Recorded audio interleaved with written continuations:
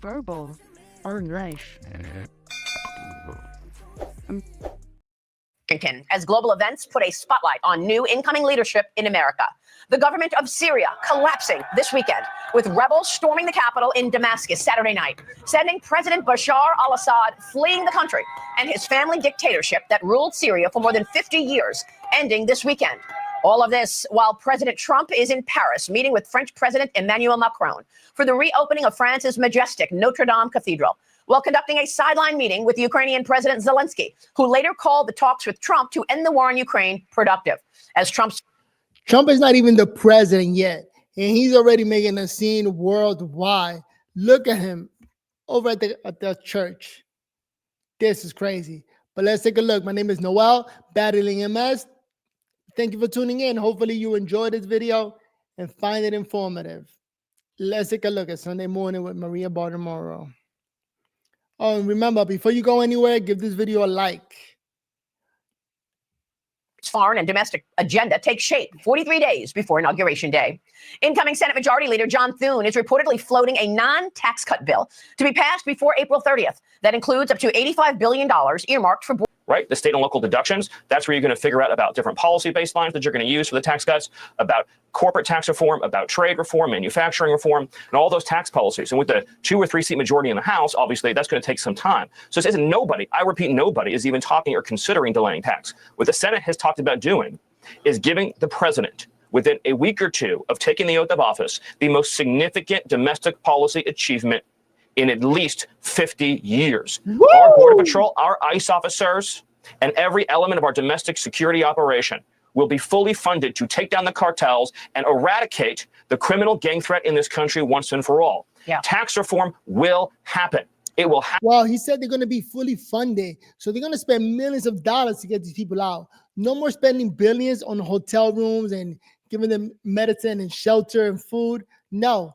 Now we're going to take that money and spend it on deporting all these people. Thank God. Happen, and it will be the greatest tax bill that we've ever seen. Now, these are not final. These are ongoing discussions and negotiations. But I just want to be very clear that no one's talking about delaying tax reform. What they're talking about doing is before government funding expires in March, before the debt ceiling expires in June, just days after he puts his hand on that Bible, giving President Trump the biggest domestic policy win that anybody has seen in our lifetimes, Maria. Yeah, I understand that. And I know nobody knows more about immigration than you. And nobody knows more about these threats than you. And of course, Tom Homan as well. So I appreciate what you're saying and I appreciate your work. But Stephen, is there any way that or risk that you believe is out there that if you wait until later in the year to extend those tax cuts in a separate reconciliation package, you're already doing one reconciliation package earlier in the year. If you wait for a second reconciliation in the end of the year, do you believe that there's risk that doesn't happen? No, there's zero risk of that for a few reasons. And again, these are ongoing conversations and discussions, Maria, so nothing's even remotely final yet. But there's zero chance of that because, as you know, the tax cuts expire this year. And there's not a chance in the entire world they expire in the fall. The Republicans are not going to fully extend and expand the Trump tax cuts. There's absolutely zero chance of that. And we're going to have more members a few months from now than we do right now. And you're not just going to have tax cuts, but you're going to have other fiscal reforms that members badly want. You're going to have energy reforms, maybe additional border reforms. But the very important point in all of this is that with the current size of the majority in the House, there isn't a proposal to pass taxes in February. That's going to take some period of time. Remember, the Trump tax cuts in 2017 were passed in December of that year. We can significantly beat, by the way, that record, significantly beat it. And when President Trump comes into office right away, he's going to fully deregulate the energy market, fully deregulate the financial market, fully deregulate this economy. You're going to get a jolt of job growth and job creation and inflation relief from his deregulatory agenda, unlike anything anyone has ever seen. I think everybody should be pumped up or is pumped up about Trump coming in. Like, we are done with the current administration. They're just making us sick, making us broke, helping everybody else but us. So we all can't wait, man. This is going to be some great time. We get to, you know what? I'm going to try to report every day on it and just celebrate all the great things that the Trump administration is doing. Let's talk about it. Before. Yeah, but it's really important to underscore that what John Thune is talking about is not delaying anything. In fact, when you have a massive win, when you've delivered the American people the biggest, most important, most comprehensive border package in history, just days after he takes the oath of office, that kind of momentum, that kind of teamwork and team building will speed the delivery of tax reform. But again, whether we do it in one track or two tracks, remember, Democrats did 2 reconciliation bills. Yeah. The president is going to get his agenda enacted through Congress, and it will be historic. Real quick, Stephen, before you go on foreign policy, what are President Trump's priorities going into office less than 50 days away as we watch Syria collapsing, as we watch Ukraine wanting a ceasefire deal, and, of course, China on the march?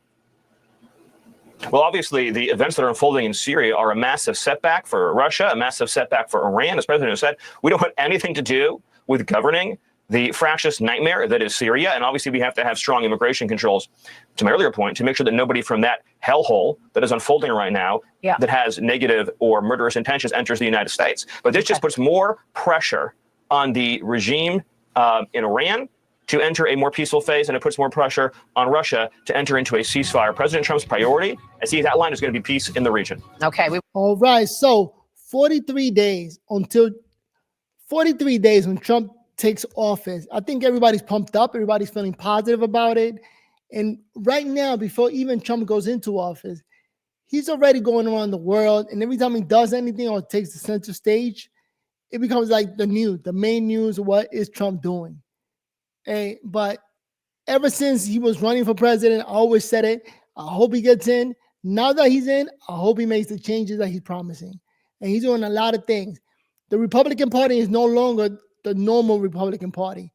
That man just turned it into the Trump mega party. So that means after he's done with these 4 years, the Republicans that are left got to figure out how to continue that momentum, how to continue that mega movement. But we live in some crazy times. And you just heard right there all the promises that Trump is making, that he's going to push forward and he's going to try to do with the illegal migrants, with the tax cuts. All great information, because in the deregulations, those 3 things, man, if you could do those 3 things, man, it's time to celebrate.